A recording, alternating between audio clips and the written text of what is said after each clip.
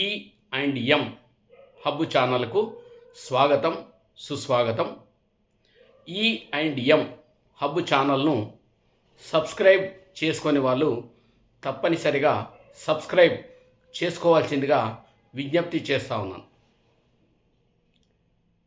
ఏ మనిషికైనా ఒక లక్ష్యాన్ని నెరవేర్చుకోవడానికి ముఖ్యంగా కావలసింది యాటిట్యూడ్, అంటే మన వైఖరి, మన తీరు.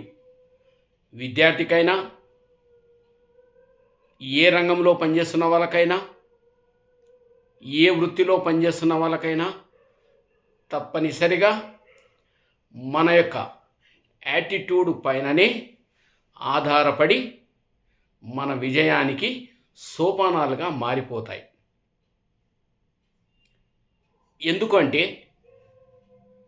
ఒక చిన్న ఉదాహరణ మనం తీసుకుందాం.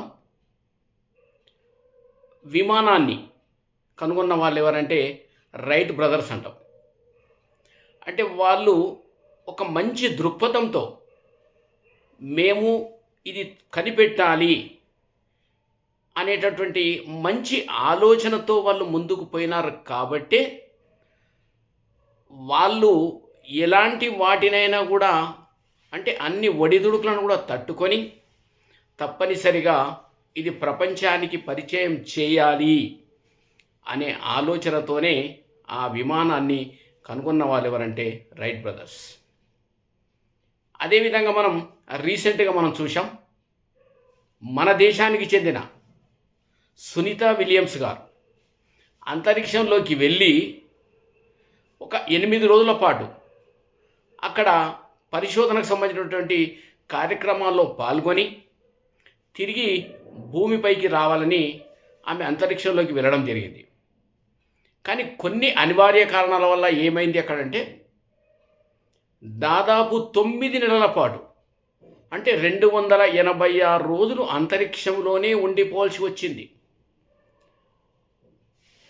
అక్కడ ఉండి, అంటే తన యొక్క యాటిట్యూడ్ను ఏమాత్రం మార్చుకోకుండా ఒక చక్కటి యాటిట్యూడ్తో అంతరిక్షంలో పరిశోధనలు చేస్తూ అంతరిక్షంలో స్పేస్ వాక్, అంటే అంతరిక్షంలో నడక కూడా చేసి ఆమె భూమిపైకి క్షేమంగా కాలిడింది. అంటే అది నిజంగా మన దేశానికి ఎంతో గర్వకారణం.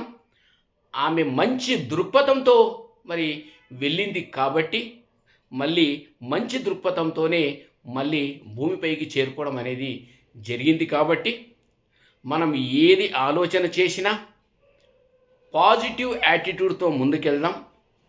నెగటివ్ యాటిట్యూడ్ ఏదైనా మన మనసులో ఉన్నట్లయితే దాన్ని ముందుగా మనసులోంచి తీసేసుకొని చక్కగా ముందుకెళ్తే దేన్నైనా మనం సాధించవచ్చు. ఇది ప్రతి మనిషి, ప్రతి వ్యక్తి, అది విద్యార్థి కావచ్చు, ఎవరైనా సరే దీన్ని పాటిస్తూ మరి ముందుకెళ్ళాలని నేను ఈ సందర్భంగా మీ అందరికీ తెలియజేస్తా ఉన్నాను.